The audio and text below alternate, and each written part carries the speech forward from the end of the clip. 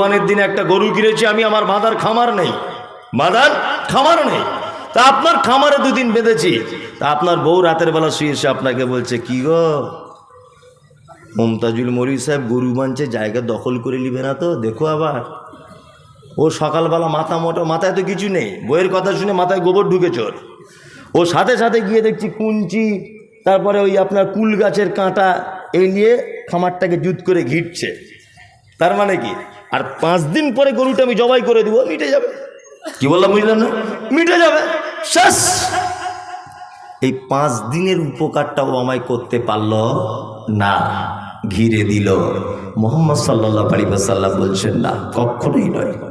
ও আল্লাহকে বিশ্বাস করে না, ও কিয়ামতকে বিশ্বাস করে না। নাম্বার 3 নম্বর হচ্ছে এই, আল্লাহ নবী সাল্লাল্লাহু আলাইহি ওয়াসাল্লাম বলছেন, ফালিয়াকুল খাইরান আও লাম ইয়াসমুত। শোনো, কথা বললে মিষ্টি কথা বলবে, প্রয়োজনে কথা বলবে, অযথা bat bat bat bat bat bat করে বকো না। কিছু লোক আছে না, জুম্মার নামাজ পড়তে যায়, 5 ওয়াক্ত যায় না, আর জুম্মার নামাজ পড়ে এসেই দেখবেন ঠিক দরজার সামনে দাঁড়িয়ে, এই আজকে কেন 5 মিনিট লেট হলো, এই ইমাম সাহেব কেন এই করলো, এই আজানে একটা লোক রাখ, ওই এই কর তাই কর। কিছু লোক আছে না, আছে।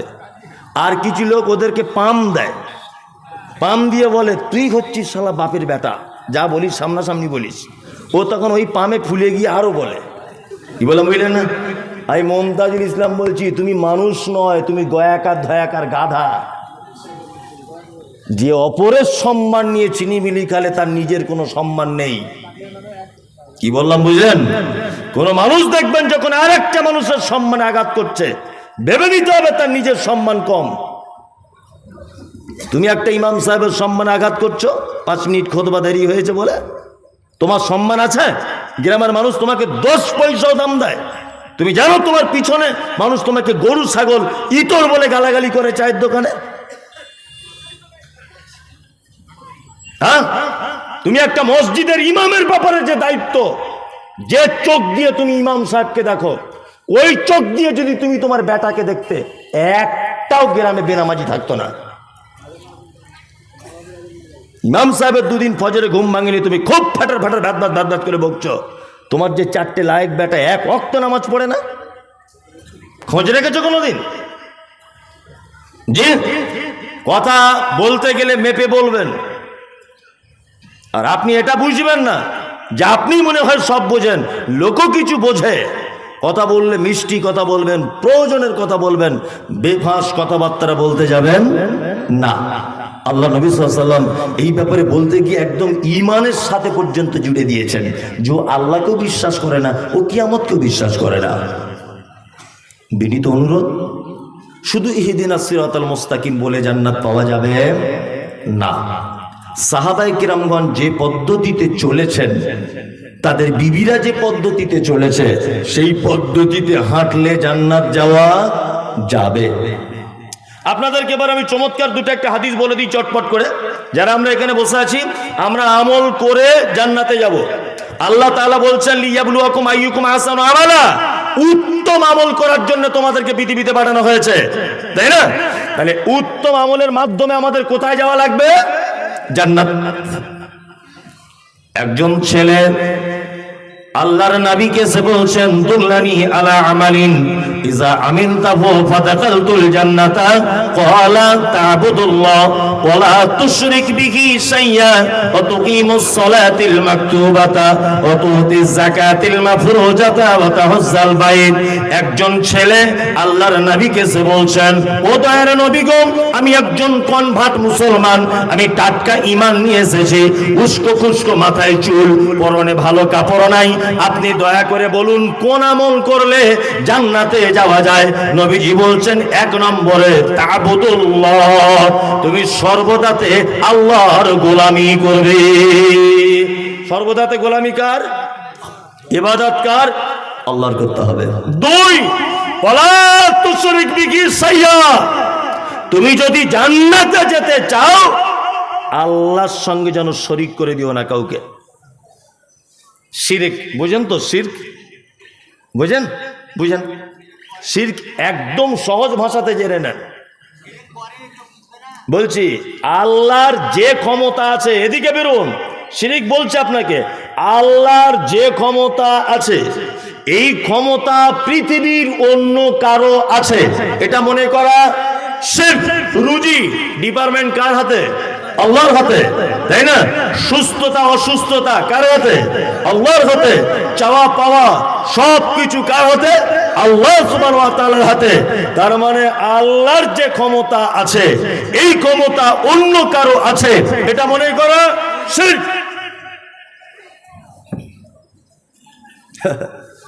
কিছু ছেলেকে দেখতে পাচ্ছি লাল সুতো পরে ঘুরছে হাতে, লাল সুতো।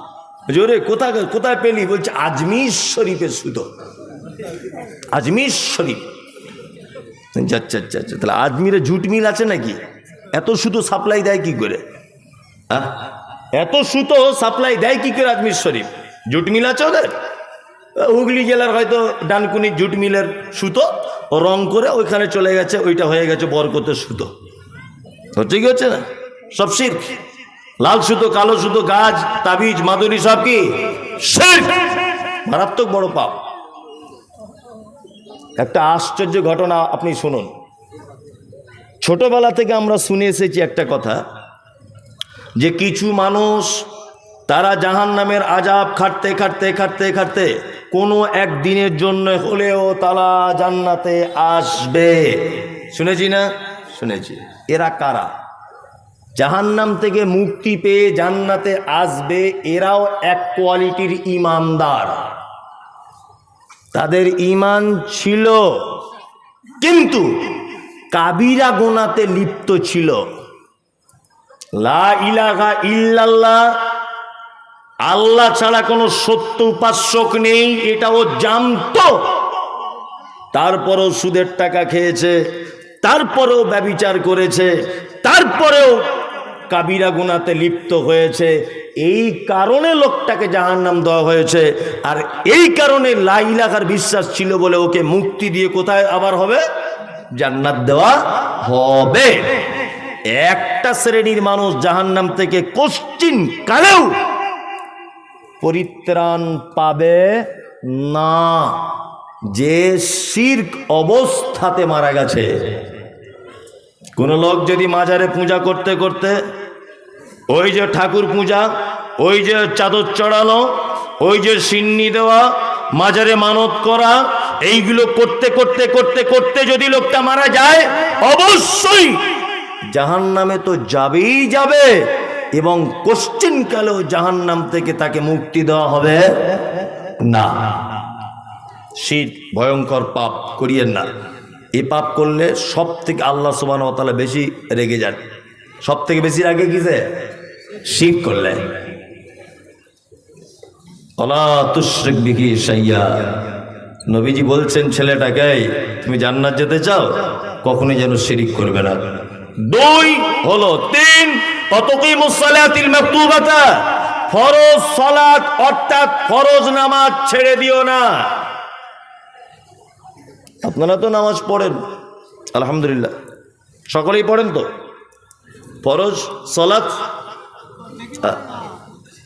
অনেকেই পড়ে। যাক, নামাজের ব্যাপারে বলা উচিত নয়, এখানে সব নামাজই বসে আছে। ও বলছে এইখানের মধ্যে 10 জন হয়তো পড়ে, যেটা বুঝেছে সেটা বুঝেছে। আমাদের সমাজে 4 কোয়ালিটির নামাজি পাওয়া যায়। কত কোয়ালিটির? ভালো করে শুনুন তবে যাবেন। সারা জীবন তো ঘুমিয়েছেন, আজকে একটু নয় একটু কম ঘুমান, বছরে একদিন তো। 4 কোয়ালিটির। এক কোয়ালিটির হচ্ছে যারা জোহরে যায় আসরে থাকে না, মাগরিব এশাতে থাকে, ফজরে ঘুম ভাঙে না, এই এক কোয়ালিটির।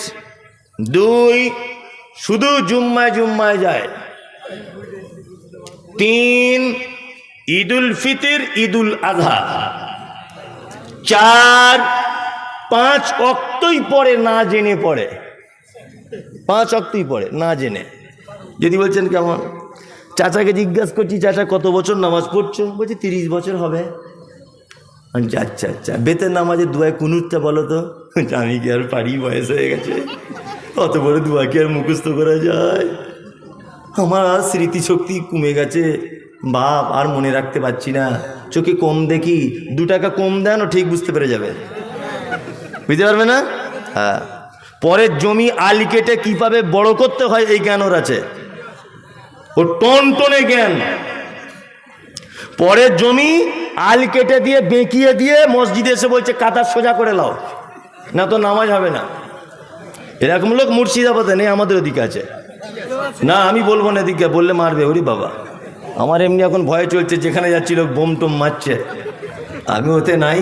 আপনাদের দোষ দেবো না, মুর্শিদাবাদের লোক ভালো, আমাদের ওদিককার লোক এরকম। যাই হোক, তাহলে ও দুয়া জানে না, কিন্তু এ আবার কত বড় ধোকাবাজ দেখুন। এ কথাটা শুনলে কষ্ট পাবেন অনেক বয়স্ক লোক, কিন্তু কষ্ট পেলেও যে কিছু করার নেই।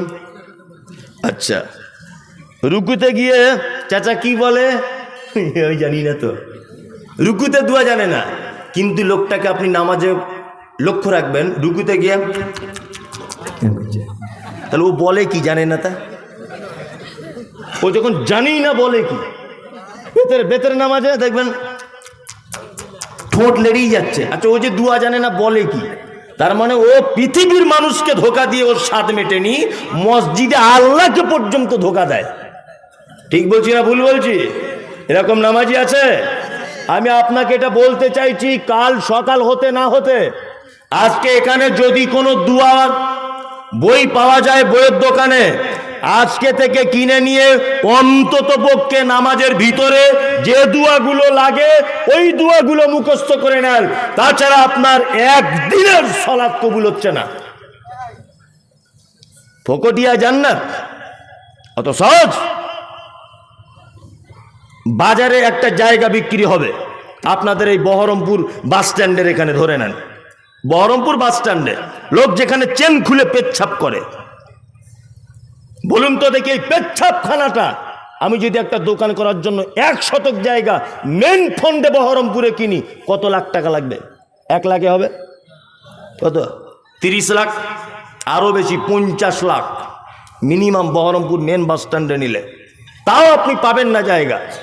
যেখানে লোক পেচ্ছাপ করে তার দাম যদি 50 লাখ টাকা শতক হয়, আর আল্লাহর নবী বলেছেন জান্নাতে একটা ধনুক রাখার জায়গা, একটা ধনুক, ধনুক বুঝেন তো, এই ধনুক, এই ধনুক রাখার জায়গা পৃথিবীর থেকে আরো অনেক গুণে বেশি। এত বড় তোমাকে জান্নাত দেওয়া হবে, আর তুমি কি ভাবছো দুয়া না জেনে এরকম রুকু সেজদা করলেই জান্নাত? অত সহজ? অত সহজ? 500 টাকার নোট দিলে 4 বার দেখে, ঠিক আছে না গেছে?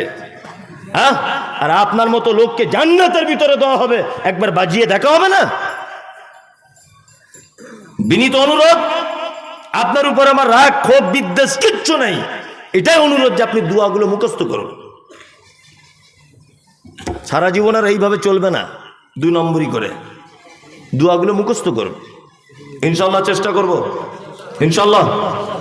এখন দুয়া জানার অনেক মাধ্যম, বই না কিনলেও মোবাইলে গুগলে সার্চ করবেন যে রুকুর দুয়া কি, তাসাহুদে কি পড়তে হয়, সব দুয়া আপনি মোবাইলের ভিতরেও গুগলে বসে পড়ে ফেলতে পারবেন, কোনো সমস্যা নেই। জি, একটা লোক মারা গেল, বলছি শুন, একটা লোক মারা গেল, মারা যাবার পরে ইমাম সাহেব বলছে আসসালামু আলাইকুম। মনোযোগ দিয়ে শুনবেন, কেউ যেন চেল্লামিল্লি করবেন না ভাই। আমাদের দক্ষিণ পাড়ায় আব্দুল করিম ভাই মারা গেছে, লোকটা খুব ভালো ছিল। যদি ভুল ত্রুটি করে থাকে আল্লাহর রাস্তায় ক্ষমা করে দেবেন, আর ঋণ টিন করে থাকলে আপনারা একটু আল্লাহর রাস্তায় পারলে মাফ করে দেবেন, না তো ওনার ছেলেকে বলবেন। এটা বলে কি বলে না? বলে। আর কি বলে? আর এই কথাটা বলে যে সবাই ভাইয়ের জন্য দোয়া করবেন, আমরাও এই পথের পথিক, এই পথে সবাইকে আসতে হবে, ভাইয়ের জন্য দোয়া করবেন সবাই। যে ভাইয়ের জন্য ইমাম সাহেব দোয়া চাইছো জীবনে 5 ওয়াক্ত সালাত আদায় করেনি, নামাজ পড়েনি জীবনেও। আচ্ছা বলুন তো দেখি, এর জন্য যদি কোনো মানুষ দোয়া করে, তার দুয়ার কারণে সে জান্নাত পৌঁছাতে পারবে? পারবে? পারবে না। তাকে জাহান্নাম খেটে খেটে শেষ পর্যায়ে জান্নাতে, ওই যে বলেছি লা ইলাহা ইল্লাল্লাহ ছিল তাই। কি বললাম বুঝলেন? আল্লাহর ভাষা কি? আল্লাহর ভাষা মা সালাকাকুম ফি সাকার ক্বালু লাম নাকু মিনাল মুসাল্লিন। একজন সাকার নামক জাহান্নামীকে জিজ্ঞাসা করা হবে, এই তুমি কেন জাহান্নামে? তখন সে বলবে ক্বালু লাম নাকু মিনাল মুসাল্লিন। সব ভালো কাজ ছিল ভাই।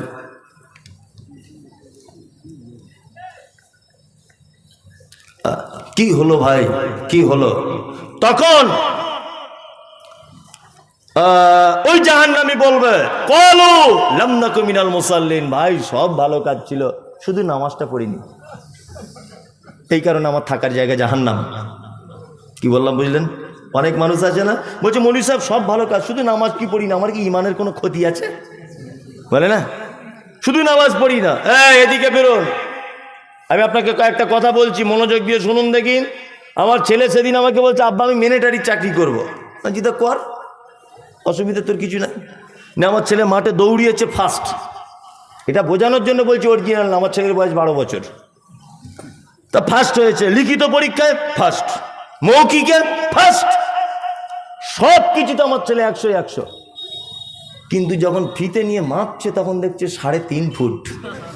বলুন তো আমার ছেলে কিয়ামত পর্যন্ত যদি বেঁচে থাকে মিলিটারির চাকরি পাবে? পাবে না। তাহলে এই চাকরির মূল শর্তটা কি? হাইট ভালো হতে হবে, মাধ্যমিক পাস হলেও চলবে, কোনো সমস্যা নেই।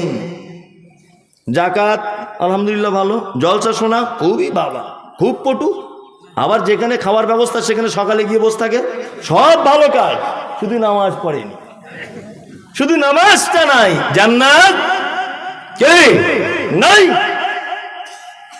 নাম্বার 2, যারা জোহরে পড়েন, আসরে পড়েন, মগরিবে যান না, ফজরে ঘুম ভাঙে না, এরা কেমন? আমার বেটা মাধ্যমিক পরীক্ষা দিচ্ছে, 4টে সাবজেক্টে পরীক্ষা, ধরে নেন 3টেতে 100-100 পেয়েছে, আর একটাতে পেয়েছে 0-0। যেদিন রেজাল্ট আউট হবে বলুন তো আমার বেটা পাস না ফেল? Fail, yes fail. 3টেতে কিন্তু 100, জোহরে গিয়েছে 100-100, আসরে 100-100, এসাতে 100-100, মগরিবে 100-100, ফজরে ঘুম ভাঙেনি 0-0। তার মানে তুমি বেনামাজির তালিকায়। ঘুম না ভাঙলে, ঘুম যখন ভেঙেছে তখন পড়ে নাও। কি বলছে বুঝতে পারছেন? চলুন, যারা জুম্মায় যায় তারা কেমন? আল্লাহ তাআলা বলছেন ফাওয়াইলুল লিল মুসাল্লিন, দুর্ভোগ, ওয়াইল নামক জাহান্নাম ওই মুসাল্লিদের জন্য, আল্লাযীনা হুম আন সালাতিহিম সাহুন, যারা সলাত আদায় করে অস্বস্তি সহকারে, যারা সলাত আদায় করে এনার্জি লস সহকারে, যারা সলাত আদায় করে কি করে? তাড়াহুড়া করে, যারা সলাত আদায় করে সিস্টেম অনুযায়ী করে না, এরা সব সাহুন। 2, আল্লাযীনা হুম ইউরাউন, যারা সলাত আদায় করে লোক দেখানোর জন্যে, এদের থাকার জায়গা অয়েল অয়েল অয়েল, দুর্ভোগ। এইবার এখানে একটা কথা বলে রাখছি, জুম্মার দিনে ও যায় মানে এই কারণে যায়, কি কারণে যায়? জুম্মার দিনে যায়, বাজারে সবাই দোকানদার, সবাই দোকান বন্ধ করে নামাজ পড়তে যাচ্ছে, যদি আমি না যাই মান সম্মানের ব্যাপার। পাড়ার সব লোক নামাজ পড়তে যাচ্ছে জুম্মার দিন, আমি যদি বসে থাকি মান সম্মানের ব্যাপার। তাহলে এই লোক দেখানোর তালিকাতে এলো কি এলো না? এলো কি এলো না? এলো। তার মানে এর জন্য দুর্ভোগ, খুব বিপদ। সলাত একটা বাধ্যতামূলক ইবাদত, সলাত বাধ্যতামূলক ইবাদত। আল্লাহ তুমি আমাদেরকে ইবাদতের সঙ্গে যুক্ত থাকার তৌফিক দান করো, আমিন আমিন আমিন। আল্লাহ নবী সাল্লাল্লাহু আলাইহি ওয়াসাল্লাম তারপরে বলছেন, ছেলেটাকে তুমি জান্নাত যেতে যাও, ওয়াতাসুমার রমাজান, রমজানের সিয়াম পালন করো 1 মাস।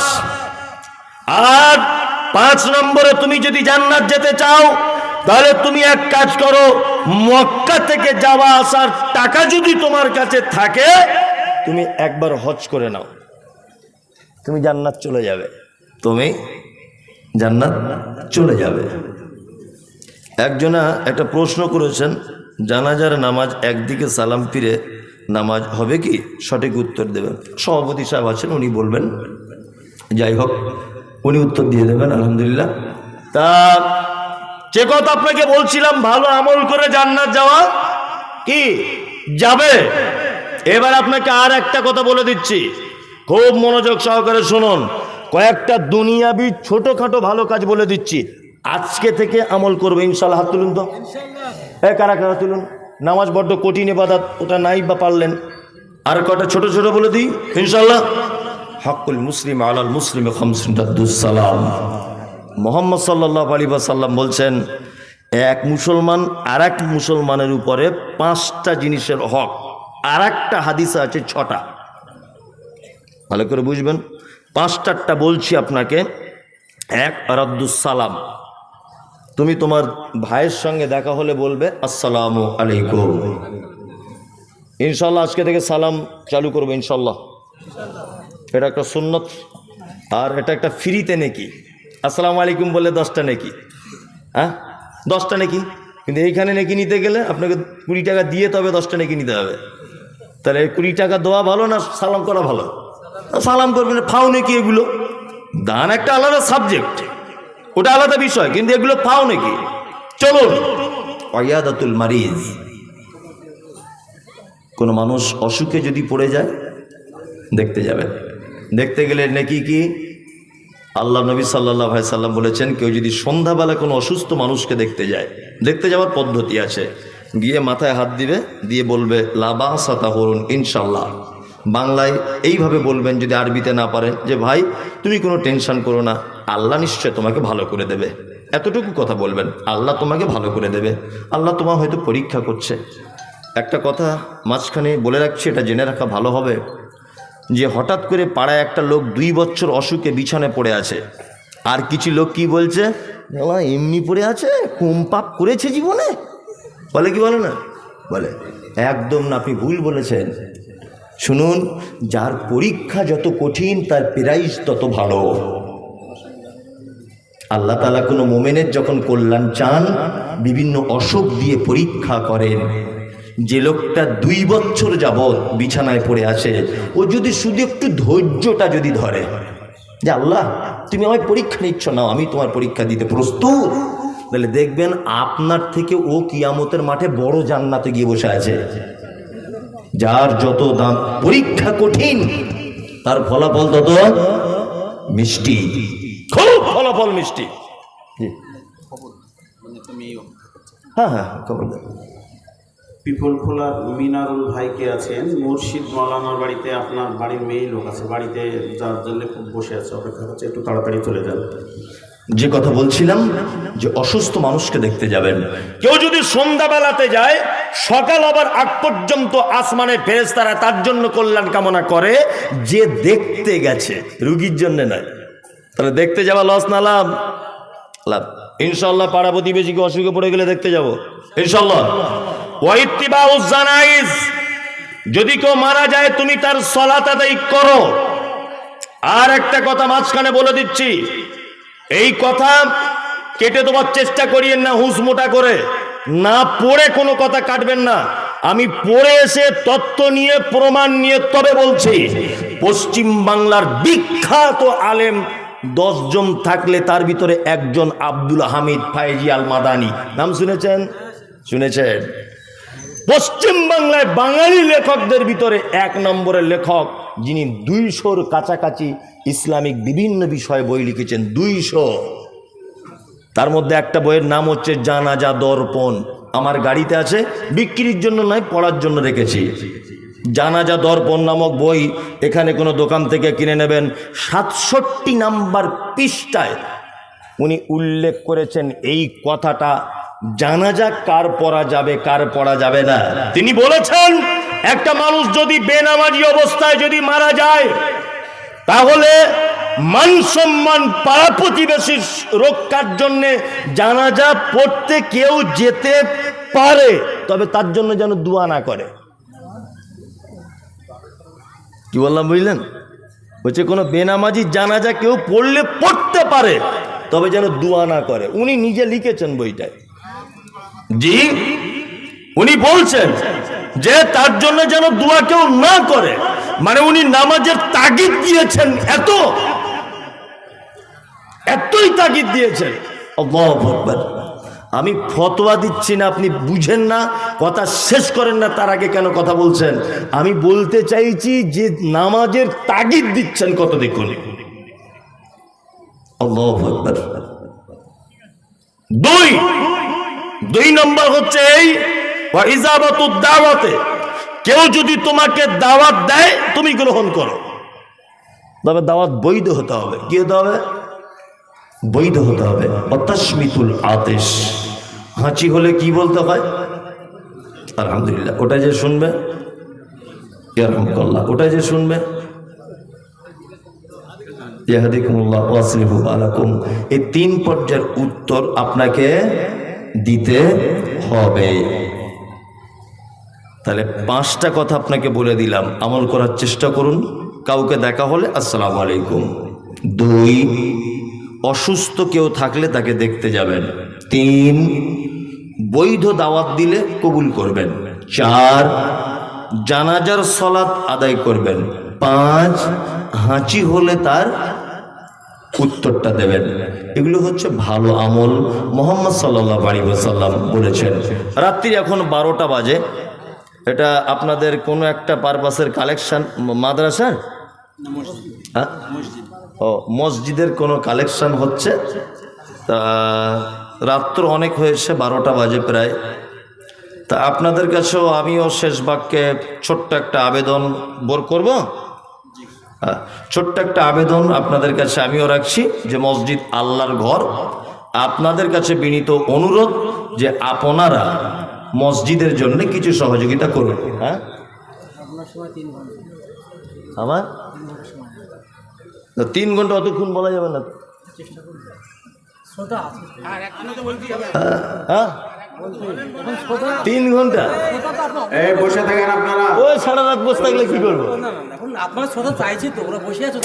ওটা ঠিক আছে, ওটা ঠিক আছে। শ্রোতা যতক্ষণ থাকবে ততক্ষণ হবে ইনশাআল্লাহ, বসে থাকেন। এটা কি সম্ভব বলুন তো দেখি? 2 ঘন্টা বলা হয়ে গেছে। হ্যাঁ, আসসালামু আলাইকুম। আপনারা ধৈর্য ধরে বসে থাকুন, 3 ঘন্টা বক্তব্য ওনার হবে। এখনো 1 ঘন্টা 10 মিনিট বাকি আছে। কোথাও যাবেন না, চুপচাপ বসে যান। রাত্রেবেলা 10 মিনিট কালেকশন হবে। এখনো 40 মিনিট বক্তব্য হবে। আচ্ছা, ও আচ্ছা,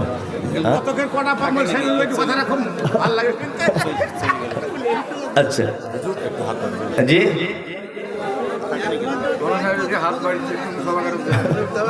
জি জি, ঠিক আছে, সমস্যা নেই। আমি আরো কিছুক্ষণ বলে দিচ্ছি, এতে আমার কোনো সমস্যা নেই।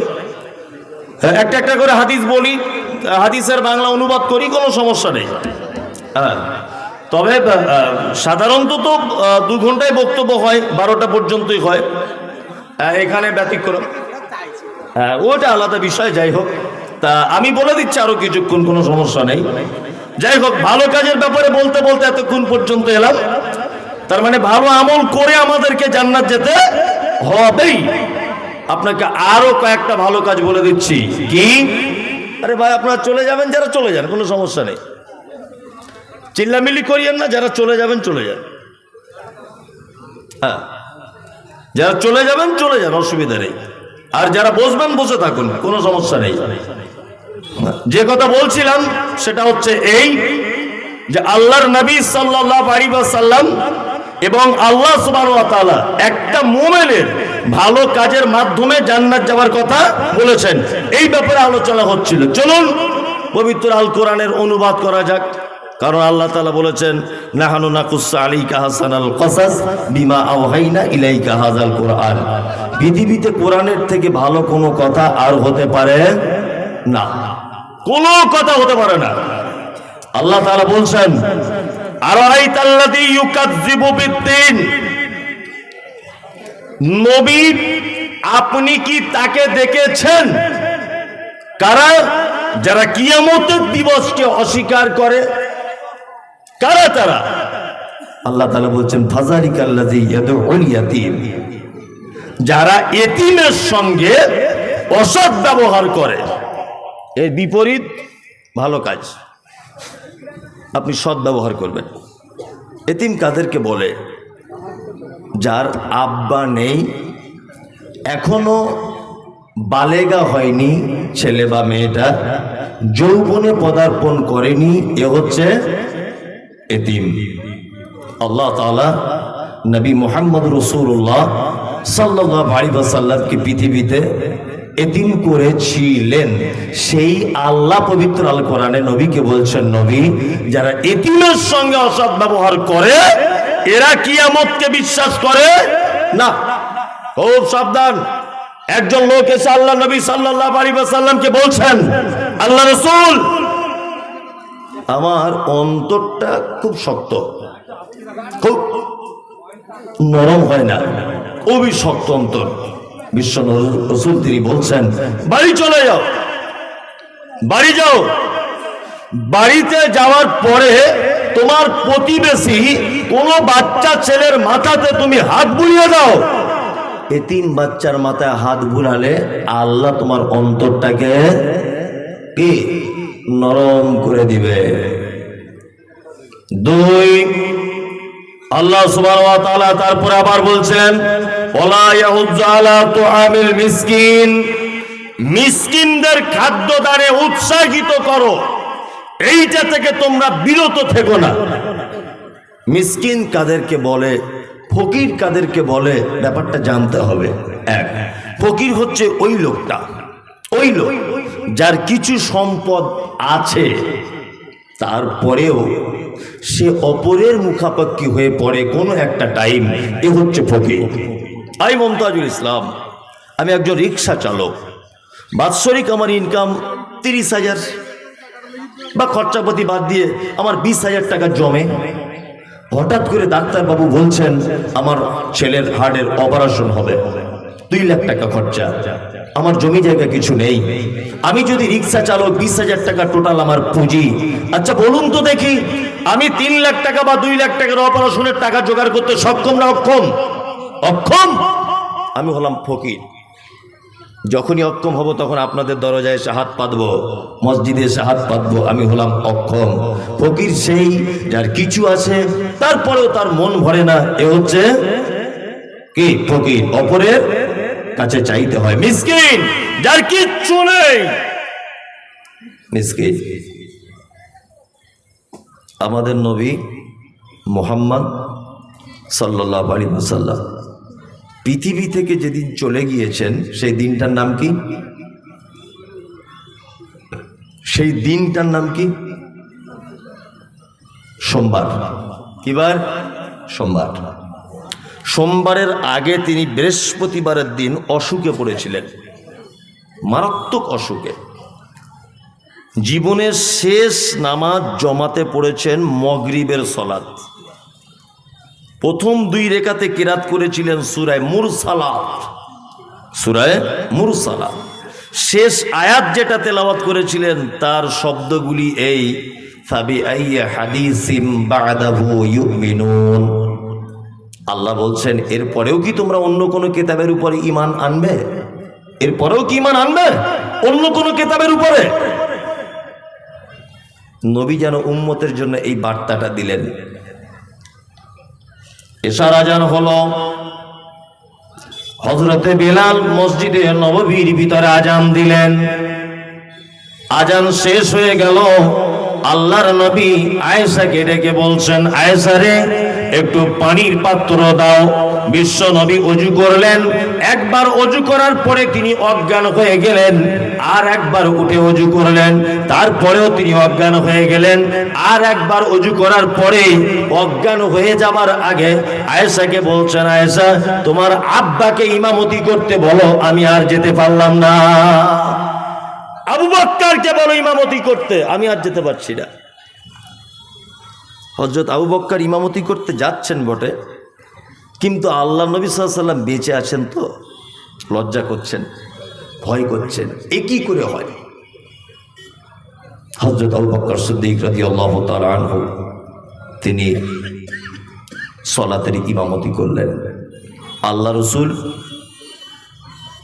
বৃহস্পতিবার থেকে শুক্রবার সারাদিন মসজিদে নববীতে যেতে পারেননি অসুস্থতার কারণে।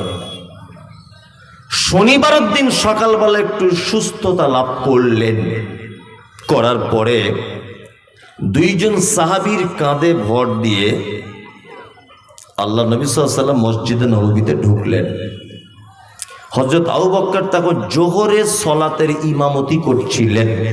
জোহরের হযরত আবু বকর বুঝতে পারলেন যে আল্লাহর নবী এবার মসজিদের ভিতরে ঢুকছেন, আমার মনে হয় বিয়াদবি হয়ে যাবে, পিছনে হটে আসার চেষ্টা করলেন, কিন্তু আল্লাহ রসুল ইশারা করে বললেন, আবু বকর ওইখানেই দাঁড়াও, ওইখানেই দাঁড়াও। হযরত আবু বকর দাঁড়িয়ে আছেন, আল্লাহ রসুলকে নিয়ে আবু বকরের বাম দিকে বসানো হলো।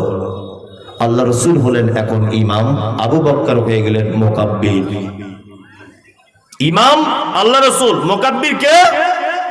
হযরত আবু বকর সিদ্দিক রাদিয়াল্লাহু তাআলা আনহু, তিনি মুকাব্বির। নামাজ পড়ে এলেন বাড়িতে, একদম আয়েশার হুজরাতে ঢুকলেন। আয়েশার হুজরাতে ঢুকে সর্বপ্রথম আল্লাহ রসুল আয়েশাকে ডেকে বলছেন, আয়েশা, আচ্ছা আমাদের বাড়িতে কি কোনো সম্পদ আছে, টাকা পয়সা কিছু আছে? তখন আম্মাজান আয়েশা বলছেন, 5টা থেকে 9টা সোনার দিনার আছে। আগেকার দিনে দিনার আর দিরহাম চলতো। দিনার মানে সোনার পয়সা, কয়েন। দিরহাম মানে চাঁদির কয়েন। তখন আল্লাহ নবী সাল্লাল্লাহু আলাইহি ওয়াসাল্লাম আয়েশাকে একটু উচ্চ কণ্ঠে বললেন, আয়েশা, আচ্ছা তুমি এইগুলো এখনো পর্যন্ত রেখে দিয়েছো কেন? দান করে দিলে না? মিসকিনদের মাঝখানে বিলিয়ে দিতে পারলে না?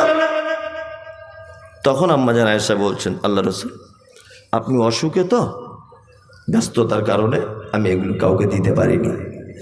আল্লাহ রাসূল তখন বলছেন, আয়েশা শোনো, কোন নবীর পক্ষে এটা উচিত নয় যে এত নিকৃষ্ট সম্পদ সাথে নিয়ে আল্লাহর সাথে সাক্ষাৎ করবে। কোন নবীর পক্ষে এটা উচিত নয়। তার মানে মুহাম্মদ সাল্লাল্লাহু আলাইহি ওয়াসাল্লাম আয়েশাকে বলতে চাইছেন, আয়েশা তুমি যদি এই সম্পদগুলো মিসকিনদের মাঝখানে যদি বিলি বন্টন করে দিতে, তাহলে আখেরাতে অর্থাৎ আমার নিঃশ্বাস চলে যাবার পরে আল্লাহর দরবারে আমি তার বিনিময়ে পেয়ে যেতাম, কিন্তু তুমি আটকে রেখেছো। তার মানে মুহাম্মদ সাল্লাল্লাহু আলাইহি ওয়াসাল্লাম বলতে চেয়েছেন যে পৃথিবীতে রেখে যাওয়া সম্পদ নিকৃষ্ট সম্পদ, খারাপ সম্পদ। তুমি মিসকিনদের মাঝখানে যদি বিলি বন্টন করে দিতে, তুমি ফকির দুস্থদের মাঝখানে যদি বিলি বন্টন করে দিতে, অবশ্যই তুমি এটা আখিরাতে পেয়ে যেতে।